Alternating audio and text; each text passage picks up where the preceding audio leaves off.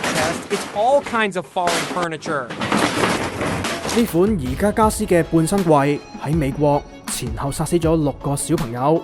死者家屬喺年中入稟控告宜家家私，雖然日前以和解結束，宜家方面願意賠5000萬美元，但係其實佢哋一早知道個櫃重心唔穩，有翻側危險㗎。不過多年嚟都照賣，直至到今年2月，再有小朋友被櫃砸死。6月宜家先決定全面回收當地2900萬個有問題產品。不過香港方面同系列嘅半身櫃都仲有得賣，想知多啲就 click 入篇文睇下啦。由咒怨導演製作，包哈實製作人親自監督，但係呢隻唔係 game 嚟㗎，係包嚇死嘅動畫電影，講述主角點樣阻止國際通緝犯發動生化襲擊。預告片嘅片尾仲有新品種嘅喪屍添嘅，圖片預計出年5月尾就上畫㗎啦。